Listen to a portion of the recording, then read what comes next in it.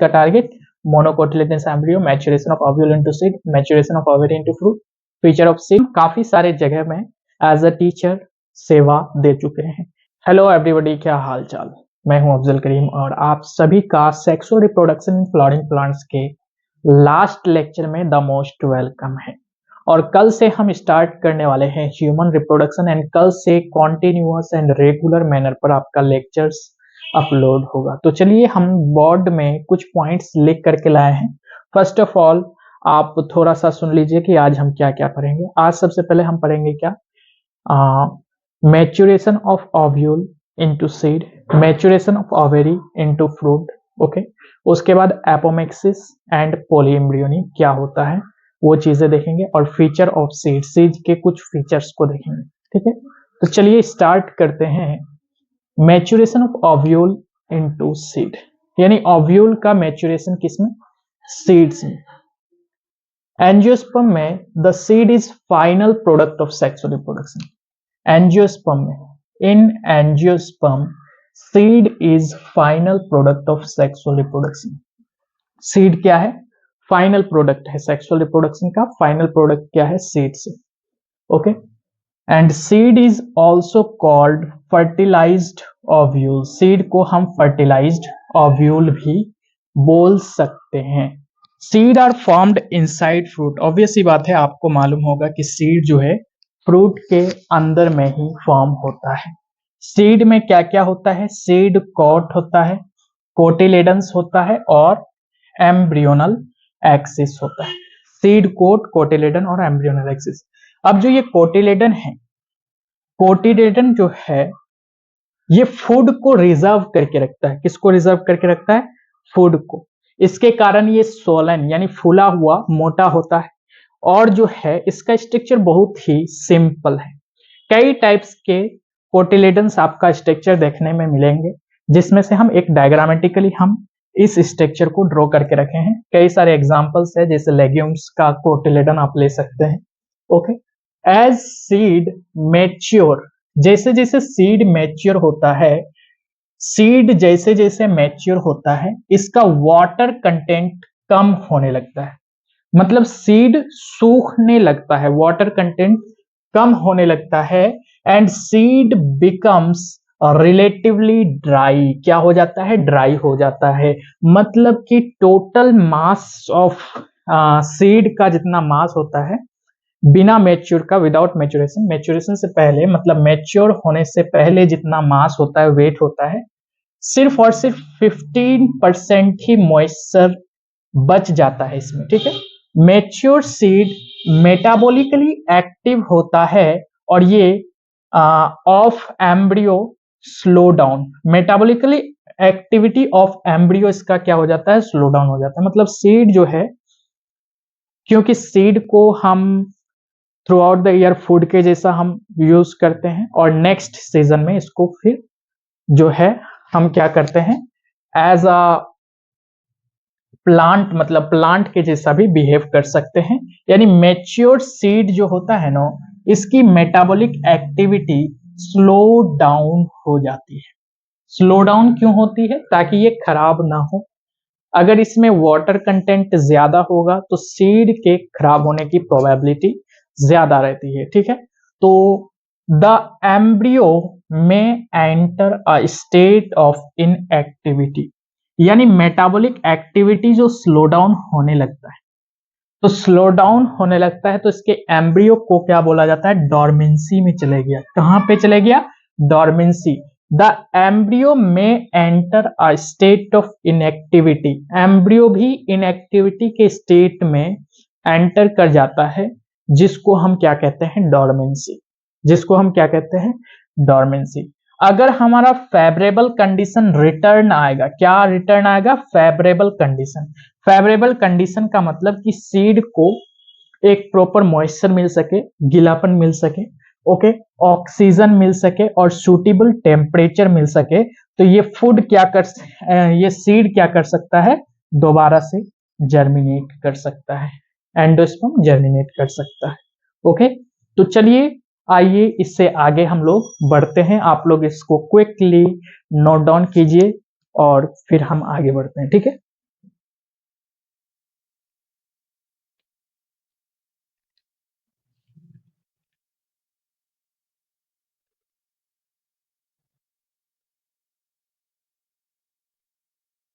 चलिए, हो गया क्या?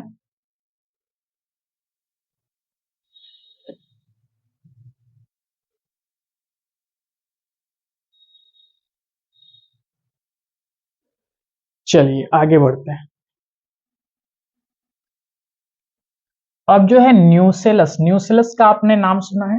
हाँ सर, न्यूसेलस जब आप ओव्यूल के बारे में पढ़ा रहे थे तो वहां पे हमने न्यूसेलस के बारे में पढ़ा था कि न्यूसेलस क्या है।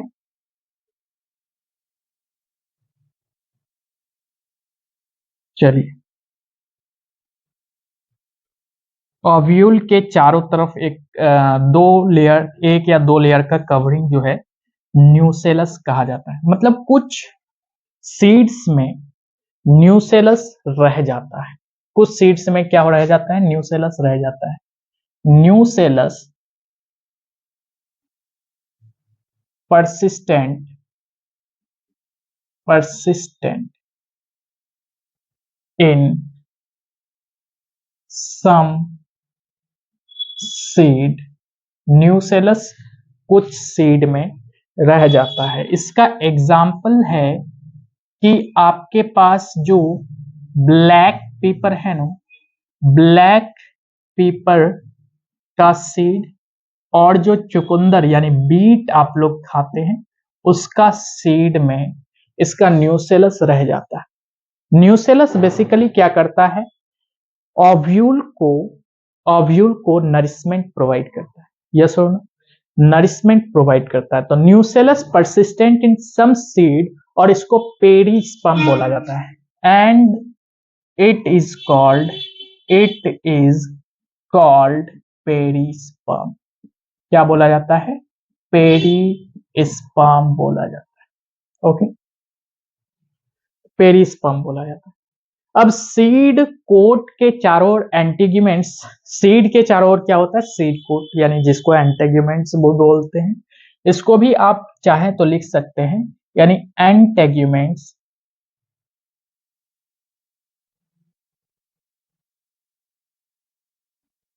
Are present in seed. Integuments present होता है सीड, और सीड में माइक्रोपाइल रह जाता है। क्या रह जाता है? Micropyle. Micropyle remains in seed. और माइक्रोपाइल क्या करता है? बेसिकली ऑक्सीजन को इंटेक करने में मदद करता है, ऑक्सीजन को, मॉइस्चर को एंटर करने में मदद करता है। Micropyle remains in seed and and help in taking oxygen oxygen okay. उसके बाद वाटर एक्सेट्रा, मतलब जो जो चीजें चाहिए इसको माइक्रोपाइल के थ्रू अंदर में जाएगा। सीड में माइक्रोपाइल, माइक्रोपाइल क्या होता है? एक छोटा सा पोर होता है। माइक्रोपाइल क्या होता है? छोटा सा पोर। चाहे आप कोई भी सीड देखे होंगे तो एक छोटा सा पोर होता है उसमें। इसी पोर को माइक्रोपाइल बोला जाता है। और माइक्रोपाइल क्या करता है? माइक्रोपाइल जो है सीड के अंदर में बेसिकली हमारा क्या है? एम्ब्रियो है। तो एम्ब्रियो को कितना अमाउंट ऑफ ऑक्सीजन चाहिए, वाटर की मात्रा क्या है, टेम्परेचर कितना चाहिए, वो माइक्रोपाइल के थ्रू अंदर जाता है, और वो फाइनली वो सीड क्या करने लगता है? जर्मिनेट करने लगता है। तो माइक्रोपाइल रिमेन्स सीड, सीड में माइक्रोपाइल रह जाता है, और ये जो है ऑक्सीजन लेने में, वाटर को कंज्यूम करने में मदद करता है। ठीक है, अब आगे अगर हम लोग बढ़े तो सीड जो है दो टाइप के हो सकते हैं। सीड्स कितने टाइप के हो सकते हैं? दो टाइप के। क्या क्या? देखिए, सीड में एंडोस्पर्म रह भी सकता है, नहीं भी रह सकता है। यानी सीड, एक मैच्योर्ड सीड की अगर हम बात करते हैं, कौन सा seed? Matured seed. Mature seed में भी ये हो सकता है कि इसमें एंडोस्पर्म खत्म हो गया है, यानी नॉन एंडोस्पर्मिक, या फिर ऐसा भी हो सकता है कि इसका एंडोस्पर्म बचा हुआ है, यानी एंडोस्पर्म।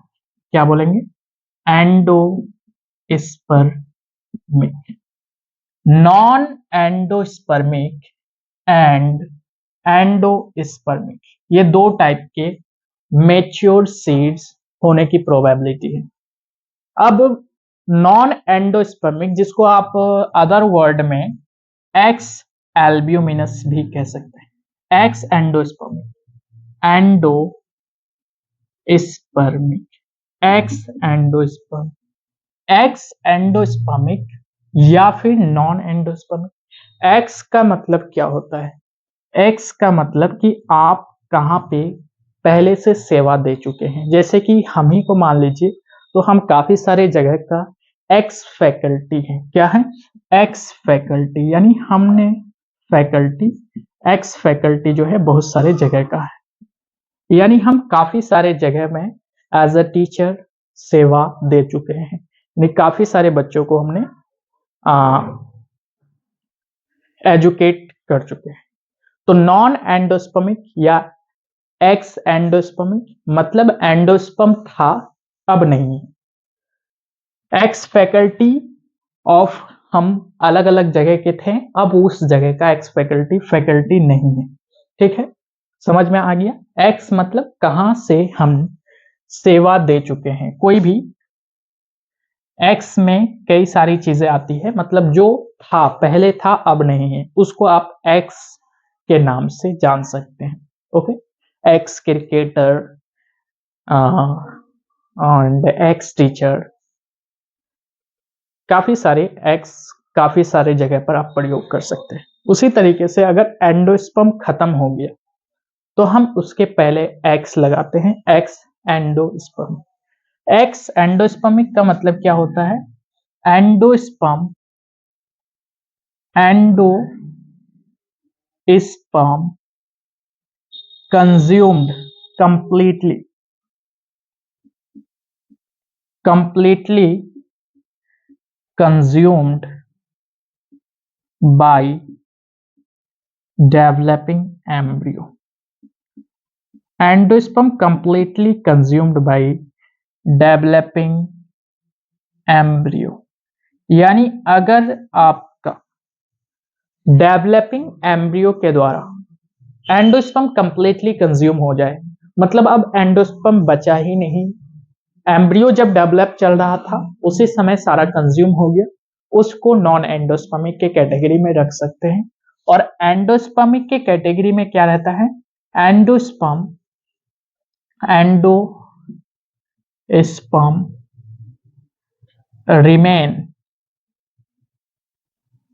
remains in seed, या ऐसे भी लिख सकते हैं endosperm not completely consumed by, not completely consumed by, consumed by developing embryo, endosperm not completely consumed by developing embryo। इसको आप क्या बोलेंगे? नो एंडोस्पर्मिक, यानी एंडोस्पर्म अभी भी बचा है, कंप्लीटली कंज्यूम नहीं हुआ है। तो समझ में आ गया? मैच्योर सीड आपका नॉन एंडोस्पर्मिक भी हो सकता है, एंडोस्पर्मिक भी हो सकता है। तो यहाँ पे आपका maturation of ovule into seed finish हुआ।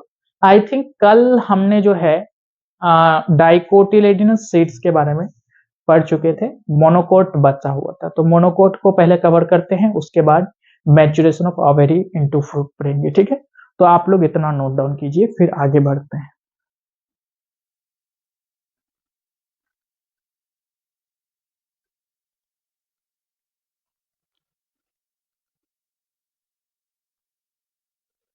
चलिए, वैसे आप लोग इसका एग्जाम्पल भी लिख सकते हैं कि नॉन एंडोस्पर्मिक में सूखा सामान, सूखा सीड कौन कौन सा है? अगर आप सूखा सीड के बारे में सोचेंगे तो क्या ग्राउंड नट आता है आपके माइंड में? ग्राउंड नट, इसमें पी भी आ जाते हैं, लेकिन इसमें काफी सारे एग्जाम्पल्स है, जैसे कि आपका मकई हो गया, मैकोई जिसको बोलते हैं, मेज, कैस्टोर हो गया, बार्ले हो गया, ये सब चीजें एग्जाम्पल में आ जाते हैं। ठीक है, LEY। ठीक है, तो चलिए स्टार्ट करते हैं मोनोकोटिलेडनस एम्ब्रियो। मोनोकोटिलेडनस एम्ब्रियो जो कि प्रीवियस लेक्चर का, आई थिंक लेक्चर नंबर 4 का छूट गया था, मतलब due to the duration of time, exceed duration of time.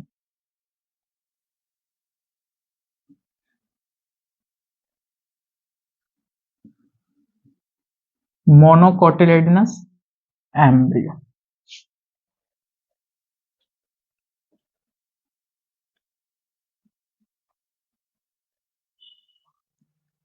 Monocotyledonous embryo.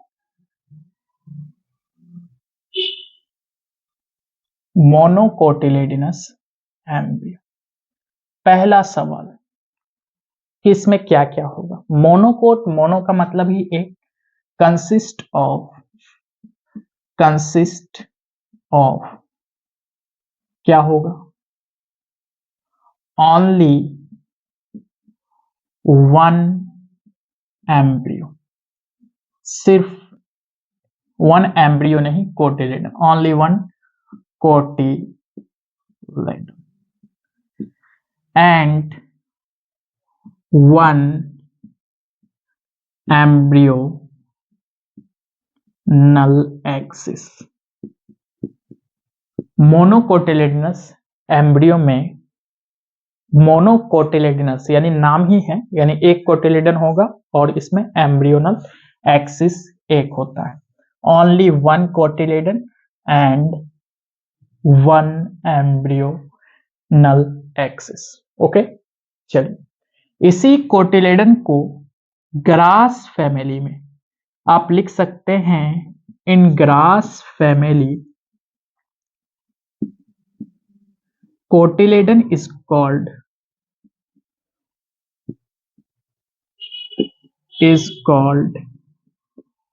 स्कूटिलम। क्या बोला जाता है? स्कूटिलम बोला जाता है।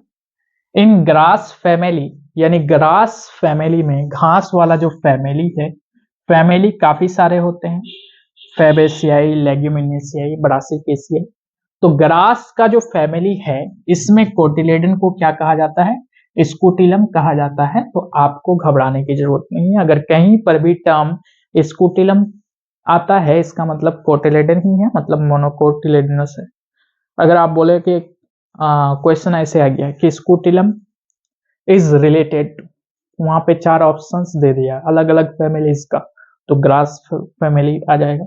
स्कूटिलम किसको बोला जाता है? कोटिलेडन को बोला जाता है। स्कूटिलम कोटिलेडन को सिर्फ नहीं बोला जाता है, ग्रास फैमिली में एक कोटिलेडन जो होता है उसी को स्कूटिलम बोला जाता है, राइट। अब जो है उसके आगे अगर हम बढ़ें तो क्या बात कर सकते हैं कि इसका जो स्कूटिलम है, scutellum is present lateral side of embryonal axis। Embryonal axis, lateral मतलब साइड में, लेटरल मतलब एक साइड, जैसे ये हमारा एम्ब्रियोनल एक्सिस है तो ये स्कूटिलम हो जाएगा, मतलब कोटिलेडन हो जाएगा। ठीक है, तो scutellum is present lateral side of embryonal axis. Embryonal axis का लेटरल साइड, कभी कभी पोजीशन से भी क्वेश्चंस आने की प्रोबेबिलिटी होती है। तो lateral side of embryonal axis में स्कूटेलम प्रेजेंट होता है। ठीक है, अब आगे बढ़ सकते हैं। स्कूटेलम, अब आते हैं एपिकोटाइल। एक टर्म यूज होता है, एपिकोटाइल किसको बोला जाता है? एपी मतलब ऊपर और कोटाइल मतलब कोटिलेडन, यानी कोटिलेडन्स के ऊपर वाला पोर्शन को एपिकोटाइल बोल सकते हैं। सर वो तो डाइकोटिलेडनस एम्ब्रियो में भी था, बिल्कुल। एपिकोटाइल यानी ऊपर वाला पोर्शन, नीचे वाला पोर्शन क्या था डाइकोट में? हाइपोकोटाइल। हाइपोकोटाइल में क्या था? रेडिकल था। हाँ, तो scutellum is present lateral side of embryonal axis. Okay, lateral side of embryonal axis. The portion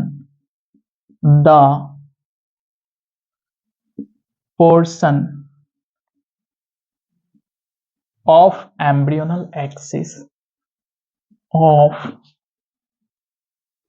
embryonal axis above यानी ऊपर the level of attachment of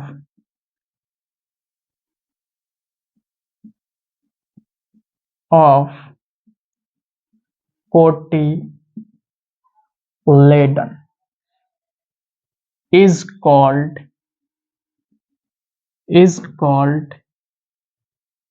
epicotyl. उसको क्या कहते हैं? एपिकोटाइल कहते हैं।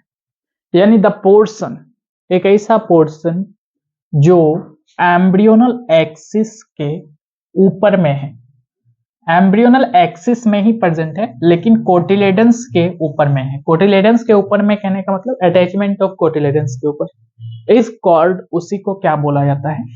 एपिकोटाइल। उसी को क्या बोला जाता है? एपिकोटाइल। लेकिन एनसीईआरटी यहाँ पे हाइपोकोटाइल के बारे में बात नहीं करती है कि लोअर पोर्शन को हाइपोकोटाइल बोलते हैं, तो उस पॉइंट को हम छोड़ देते हैं। और जो है एनसीईआरटी बोल रही है कि द पोर्शन, ऐसे भी बोल सकते हैं कि बिलो द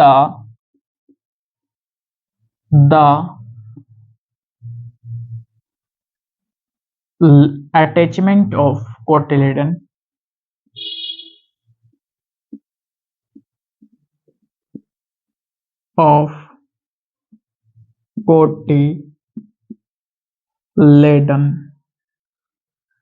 रेडिकल या root cap is present. Radicle या फिर आप इसको बोल सकते हैं रूट कैप इज प्रेजेंट। यानी जो नीचे वाला पोर्शन है उसमें क्या क्या प्रेजेंट होता है? रेडिकल और मत लिखिए क्योंकि ये दोनों अलग अलग है। रेडिकल और लिखते हैं तो रूट टिप, यानी रेडिकल का दूसरा नाम रूट टिप है, लेकिन हमने रूट कैप लिखा है तो आप यहाँ एंड कीजिए। यानी portion of attachment of cotyledon below the level of portion of attachment of cotyledon, radical और रूट कैप क्या होता है? प्रेजेंट होता है। मतलब रेडिकल और रूट कैप पाया जाता है। और ये जो रेडिकल और रूट कैप जो होता है ना, ये इनक्लोज्ड होता है एक स्ट्रक्चर से जिसको कोलियोराइजा कहते हैं। ठीक है, रेडिकल या रूट कैप आप ऐसे लिखिए, root cap is enclosed in an undifferentiated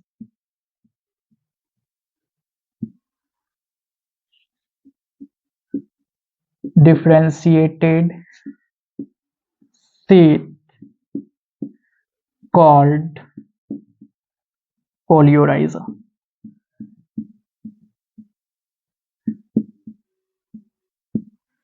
क्या बोला जाता है? कोलियोराइजा बोला जाता है। Root cap is enclosed in an undifferentiated sheath. Question यहां पे भी बन सकता है कि बताइए कोलियोराइजा डिफरेंशिएटेड शीथ है कि अनडिफरेंशिएटेड? तो कैसा शीथ है? अनडिफरेंशिएटेड शीथ है। Coleorhiza is an undifferentiated sheath. Okay, तो root cap and radicle, obviously क्योंकि रेडिकल के नीचे रूट कैप होता है, तो root cap is enclosed in an undifferentiated sheath called coleorhiza. Okay, तो आप लोग इतना नोट डाउन कीजिए, फिर आगे बढ़ते हैं। ओके, ठीक है।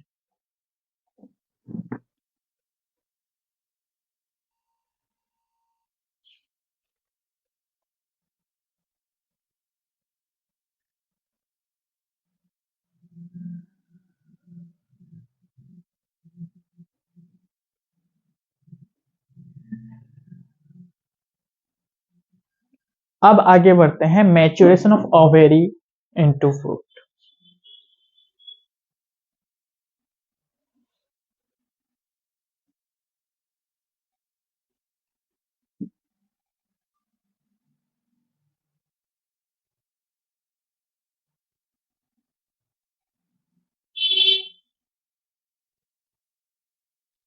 ठीक है, मोनोकोट, मोनोकोट में एपिकोटाइल हो गया, कोलियोप्टाइल, कोलियोराइजा भी हो गया, कोलियोप्टाइल एक टर्म बच गया है। एपिकोटाइल में क्या क्या होता है देखिए, epicotyl consist of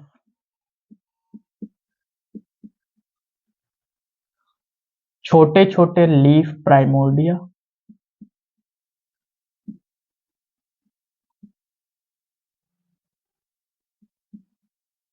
and shoot apex.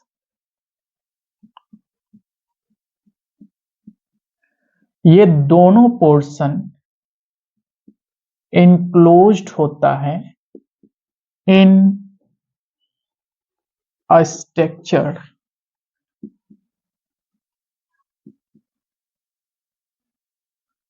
Called coleoptile.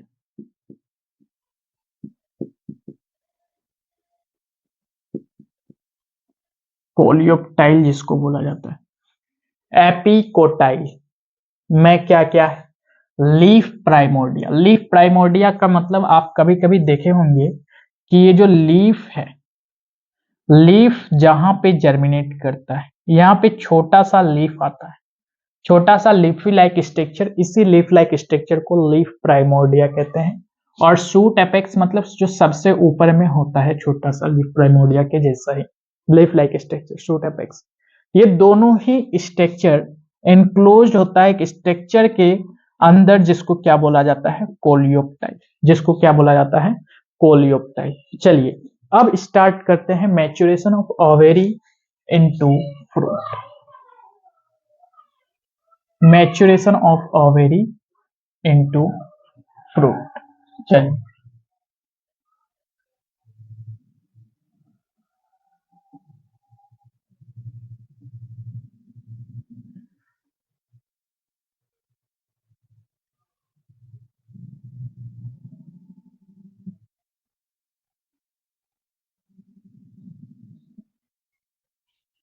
maturation of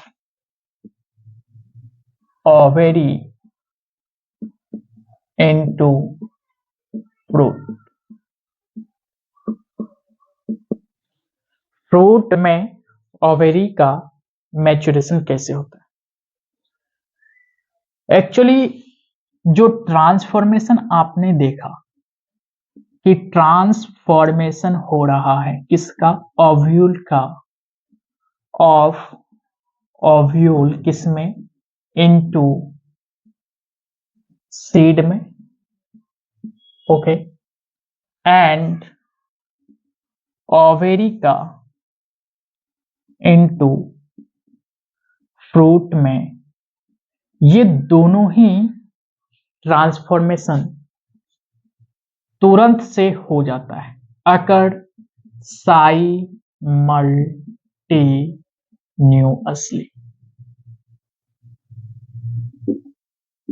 transformation of ovule into seed and ovary into fruits occur simultaneously, यानी ये तुरंत से हो जाता है, लगातार हो जाता है। अब ओवेरी का ट्रांसफॉर्मेशन फ्रूट में हो गया, ओवेरी का ट्रांसफॉर्मेशन फ्रूट में हो गया, ओव्यूल का ट्रांसफॉर्मेशन सीड में हो गया। ओके, ये दोनों तुरंत से साइमल्टेनियसली हो जाता है, मतलब ऐसा नहीं है कि ओव्यूल के ट्रांसफॉर्मेशन के कई समय बाद after a long duration ovary का ट्रांसफॉर्मेशन फ्रूट में होगा, नहीं, ये दोनों साइमल्टेनियसली तुरंत तुरंत हो जाता है। ठीक है, अब जो है एक टर्म है पेरी कार्प। क्या टर्म है? पेरिकार्प। एक्चुअली कार्प का मतलब क्या होता है कि कवरिंग, कार्प का मतलब होता है कवरिंग, कार्प इज कवरिंग, और कवरिंग फ्रूट में आता है। पेरिकार्प यानी बाहर का कवरिंग कैसे बनता है उसके बारे में एनसीईआरटी क्या लिखती है कि जो वॉल है ओवेरी का, wall of ovary, ovary convert into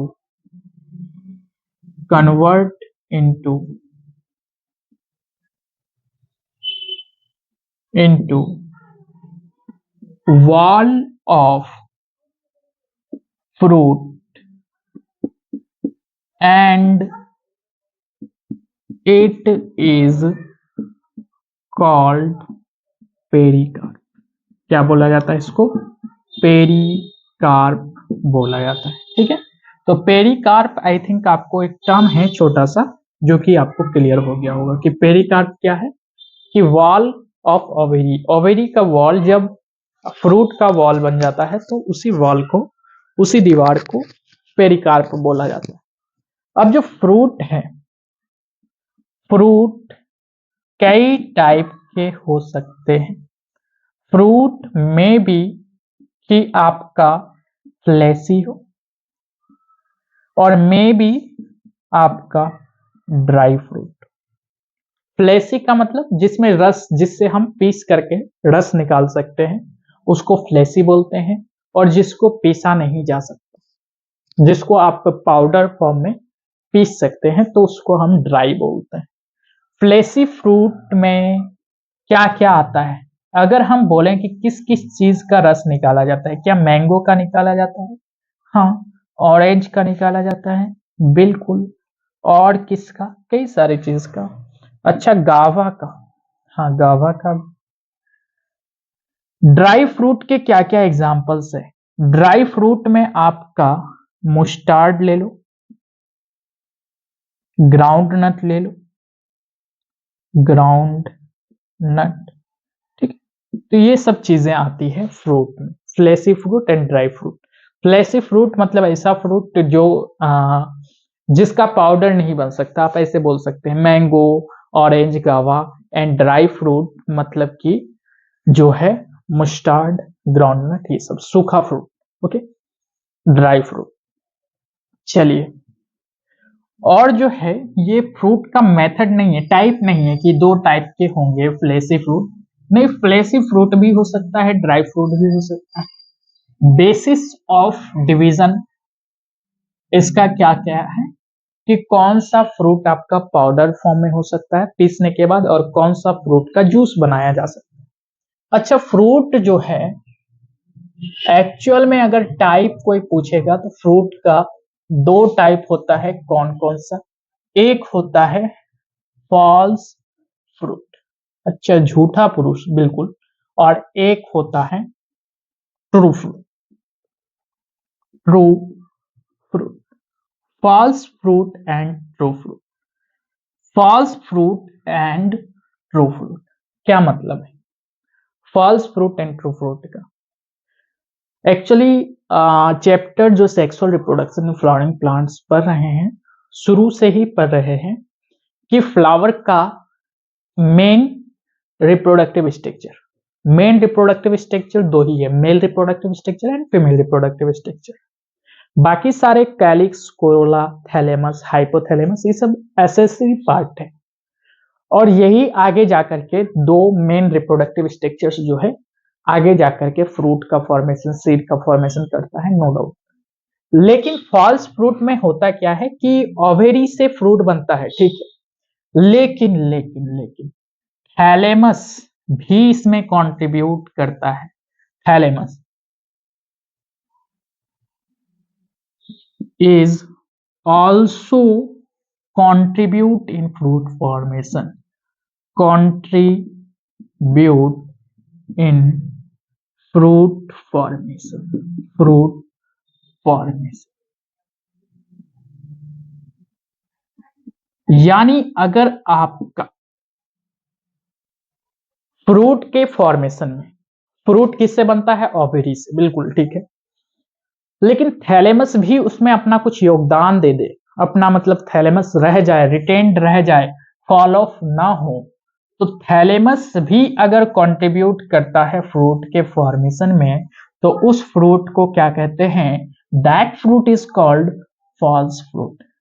अच्छा, इसका एग्जाम्पल क्या है? सबसे ज्यादा यूज करने वाला, किया जाने वाला fruit, that's name is Apple. इसके अलावा स्ट्रॉबेरी,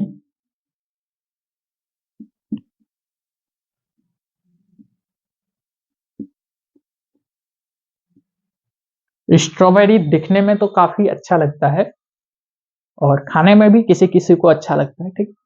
तो स्ट्रॉबेरी भी फॉल्स फ्रूट के अंतर्गत आता है। और उसके अलावा कैस्यू,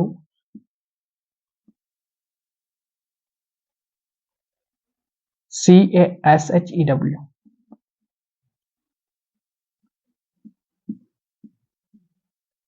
चलिए आप लोग एक बार स्पेलिंग मिला दीजिएगा कैस्यू का, ठीक है। ट्रू फ्रूट में यानी सिर्फ और सिर्फ आपका ओवेरी ही कंट्रीब्यूट करता है फ्रूट फॉर्मेशन में, यानी only ovary is contribute in fruit formation। सिर्फ अगर ओवेरी ही कंट्रीब्यूट करता है फ्रूट के फॉर्मेशन में। अब इसका एग्जाम्पल क्या दे, लिख लीजिए, majority of the fruits are belongs to true fruit. Majority of the fruit यानी ज्यादातर फ्रूट कैसा होता है? ट्रू फ्रूट होता है। फॉल्स फ्रूट में ओवेरी के अलावा थैलेमस, ऐसा नहीं है कि यहाँ पे ओवेरी कंट्रीब्यूट नहीं कर रहा है, नहीं, थैलेमस भी कंट्रीब्यूट कर रहा है ओवेरी के अलावा, तो उसको फॉल्स फ्रूट कहते हैं। और फॉल्स फ्रूट का 3 एग्जाम्पल जो कि सबसे ज्यादा इंपॉर्टेंट है, और ये तीनों एग्जाम्पल्स एनसीईआरटी में दिया हुआ है, Apple, strawberry and cashew. Okay, चलिए नोट डाउन कीजिए इतना।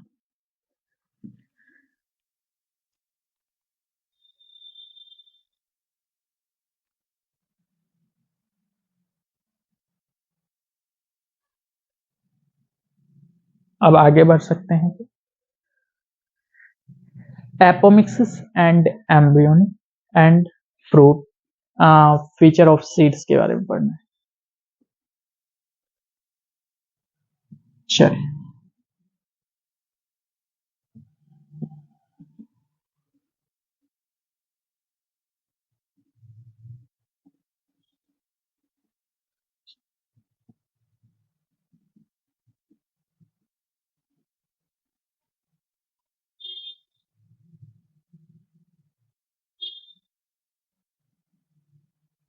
चलिए maturation of ovary into fruit, इसमें और एगो पॉइंट आप लिख लीजिए कि अगर फ्रूट फॉर्म हो रहा है, हो सकता है, पॉसिबल है, fruit is form without fertilization. Fertilization मतलब अगर फ्रूट फॉर्म हो रहा है बिना फर्टिलाइजेशन के, तो इसको फॉल्स इज कॉल्ड, इसको क्या कहते हैं? Parthenocarpic fruit, is called parthenocarpic fruit, carpic fruit. Fruit is formed without fertilization, मतलब बिना फर्टिलाइजेशन के। ऐसे फ्रूट्स जो है सीडलेस होता है। पार्थेनोकार्पिक फ्रूट एक्चुअल में अगर आप बात करते हैं पार्थेनोकार्पिक फ्रूट से कैसे जनरेट किया जाता है, मतलब काहे नहीं फर्टिलाइज होता है, तो ये आप बोल सकते हैं नेचुरली, तो नेचुरली भी पॉसिबल है, लेकिन एज अ ह्यूमन भी इसको बना सकता है। यानी ये एप्लीकेशन है ऑफ किसका, growth hormone, growth hormone, ethylene, gibberellin, abscisic acid, ये सब हार्मोन्स, ठीक है, एप्लीकेशन ऑफ ग्रोथ हार्मोन्स। अच्छा, नेचर के द्वारा जो बनाया जाता है पार्थेनोकार्पिक फ्रूट, इसका एग्जाम्पल आप बता सकते हैं क्या? बिल्कुल, बनाना, बनाना। अच्छा, पार्थेनोकार्पिक फ्रूट फर्टिलाइजेशन हुआ ही नहीं, फर्टिलाइजेशन हुआ ही नहीं, तो क्या इसमें सीड तो ऐसे नहीं होना चाहिए? बिल्कुल सीडलेस होता है, सीडलेस फ्रूट होता है, because they are form without fertilization. तो जब हम ग्रोथ हार्मोन्स का एप्लीकेशन करते हैं, मतलब ग्रोथ हार्मोन्स का यूज करके अगर हम पार्थेनोकार्पिक फ्रूट का फॉर्मेशन करा सकते हैं तो बिल्कुल करा सकते हैं, ठीक है। चलिए, अब आते हैं फीचर ऑफ सीड्स पर। आई थिंक इतना क्लियर हो गया। फीचर ऑफ सीड्स,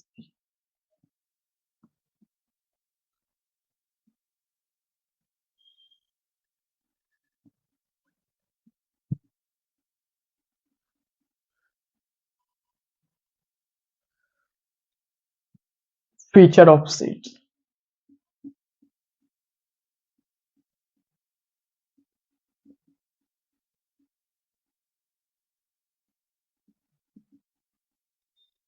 मतलब सीड का क्या क्या महत्व है, क्या फीचर है, सीड का क्या फीचर है। सबसे पहली बात, अगर सीड हम बोलेंगे तो ये हमारा बेसिस है एग्रीकल्चर का। Seed is basis of our agriculture, basis of our agriculture,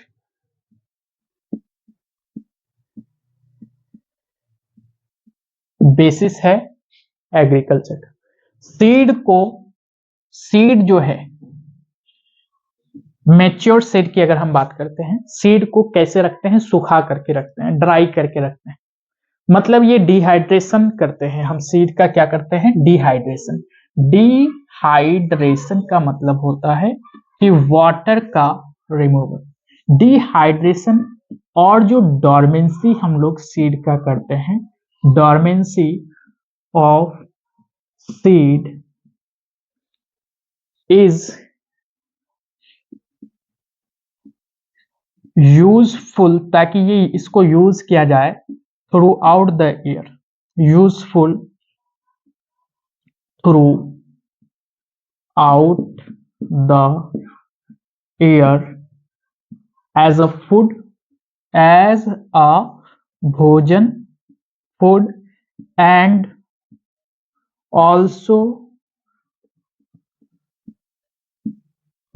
use to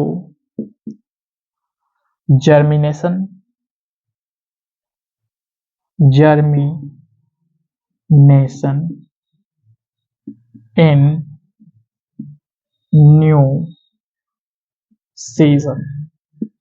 यानी डिहाइड्रेशन और डोरमेंसी सीड का हम इसलिए करते हैं ताकि ये खराब ना हो, ताकि ये यूजफुल हो, हमेशा through out the year useful हो, फूड के रूप में भी, और अगला सीजन आने पर इसको हम जर्मिनेट भी कर सकते हैं। इसलिए हम इसका क्या करते हैं? डिहाइड्रेशन और डोरमेंसी। डिहाइड्रेशन मतलब वाटर का रिमूवल करना, वाटर का रिमूवल करना, ठीक है। तो डिहाइड्रेशन एंड डोरमेंसी सीड का होना बहुत जरूरी है। क्यों? अगर हम इसको स्टोर करके रखना चाहते हैं, पूरा साल भोजन के जैसा यूज करना चाहते हैं, इसलिए भी, और अगले सीजन में जर्मिनेट करने के लिए भी डिहाइड्रेशन किया जाता है, ठीक है। ओके, चलिए अब आगे बढ़ते हैं। एक सीड है आर्कटिक टुंड्रा, जगह का नाम है आर्कटिक टुंड्रा, ओके। वहां पे, रुकिए एक minute, let me one minute. Actual में एनसीईआरटी में क्या गिवन है? एक्चुअल में, हाँ, उस प्लांट का नाम है ल्यूपाइनस आर्कटिकस, ठीक है।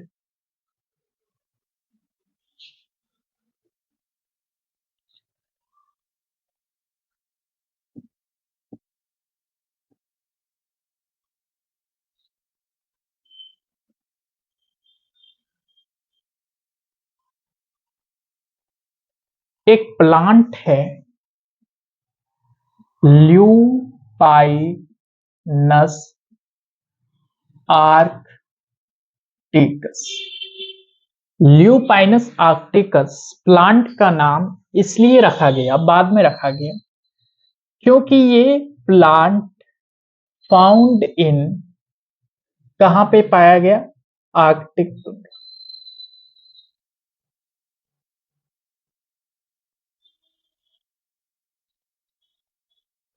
आर्कटिक टुंड्रा एक जगह का नाम है। इस जगह में एक सीड पाया गया जो कि ल्यूपाइनस आर्क्टिकस का सीड बताया गया। उस जगह में जो सीड पाया गया, ये सीड जो है जर्मिनेट किया। Seed is germinate after an estimated a record of 10,000 years.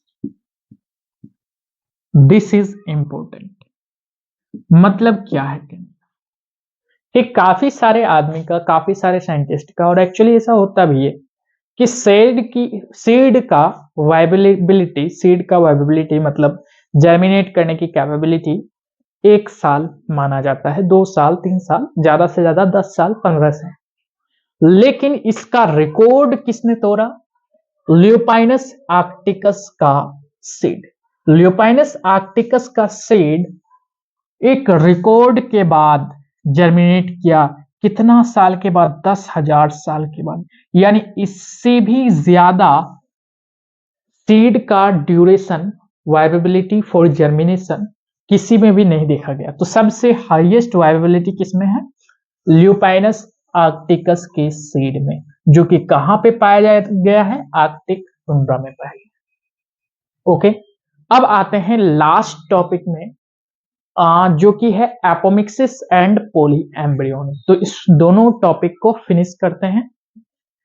दोनों का डेफिनेशन हम लोग सिर्फ देखते हैं, ठीक है। फाइनली ये चैप्टर फिनिश हो जाएगा।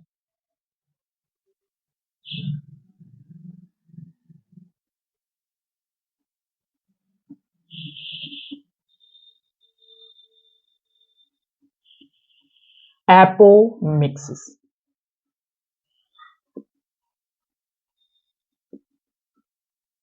और एक है पॉली एम्ब्रियोनी। एक क्या है? Poly embryony.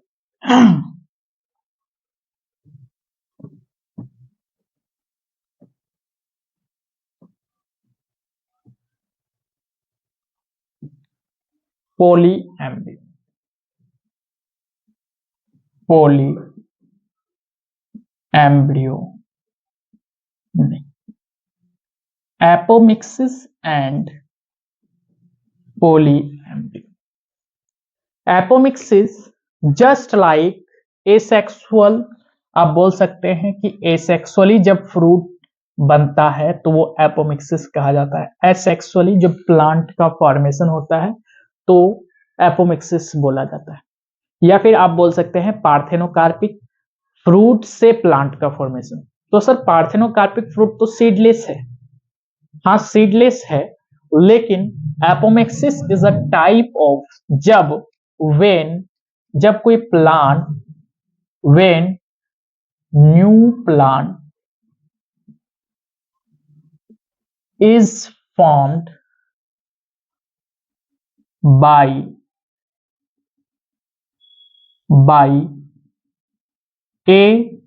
asexual method, तो इसको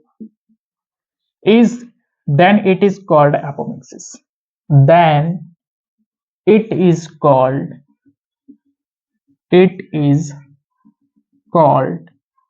apomixis, then it is called क्या? एपोमिक्सिस। यानी जब आपका प्लांट में एसेक्सुअल मेथड के द्वारा नया प्लांट बने तो ये क्या है? एपोमिक्सिस है। एपोमिक्सिस में अगर आप बोलेंगे तो न्यू प्लांट्स जो बनता है, new plants are genetically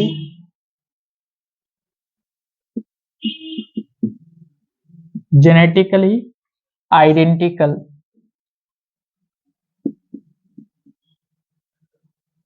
to parent plant body, parent plant। Okay, यानी जो बनाना का पेड़ आप देख रहे हैं कि एक पेड़ लगाते हैं तो बाद में after the duration of 1 year 2 year कितना सारा बनाना का पेड़ बन जाता है। तो ये एपोमिक्सिस मेथड के द्वारा बनता है, एपोमिक्सिस मेथड के द्वारा बनता है बनाना का पेड़ जो है। इसमें सीड्स के द्वारा बनाना का पेड़ नहीं आता है, एपोमिक्सिस के द्वारा आता है। ठीक है, तो new plants are genetically identical to parent plant, क्योंकि यहाँ पे कौन सा मेथड यूज किया गया, एसेक्सुअल मेथड यूज किया गया। अब पॉली एम्ब्रियोनी क्या है, एक ऐसा biological process, biological process where one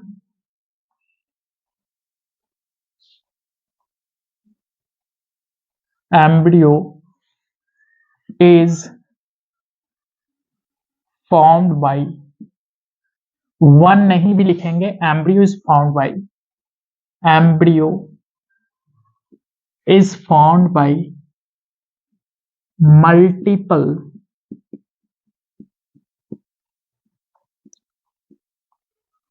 ovules, fertilization, biological process where embryo is formed by multiple ovules, fertilization भी लिख लीजिए, फर्टिलाइजेशन। ठीक है, वैसे एपोमिक्सिस दो टाइप के होते हैं, गैमेटोफाइटिक एपोमिक्सिस और, तो वो हायर क्लासेस की बात हो जाती है। दो टाइप के इसके होते हैं, जब आप आगे जाएंगे तो वैसे हमको एग्जैक्टली अभी याद नहीं है। बीएससी फर्स्ट ईयर में जाएंगे तो ये दो टाइप के बताया गया है। दो टाइप में कौन कौन सा टाइप है ये हमको एग्जैक्टली याद नहीं है। ठीक है, तो चलिए, पॉली एम्ब्रियोनी एक बायोलॉजिकल प्रोसेस जहां पे बहुत सारे ऑब्यूज का फर्टिलाइज होकर के एम्ब्रियो का फॉर्मेशन होता है, that is called poly embryony. ठीक है, तो फाइनली आज हमने क्या क्या पढ़ा,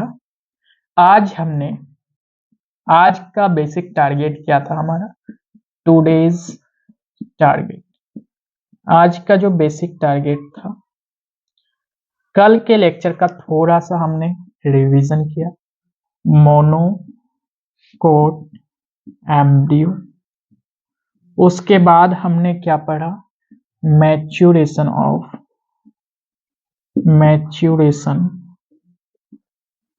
ऑफ ओव्यूल इनटू सीड, उसके बाद हमने क्या पढ़ा, मैच्योरेशन ऑफ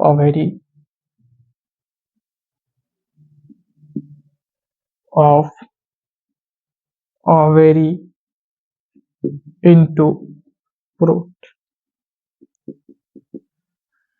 उसके बाद हमने क्या पढ़ा, फीचर ऑफ सीड, उसके बाद हमने क्या पढ़ा, एपोमिक्सिस एंड पॉली एम्ब्रियोनी। ठीक है, तो ये सब टॉपिक्स आज हम कवर किए, एपोमिक्सिस एंड पॉली एम्ब्रियोनी।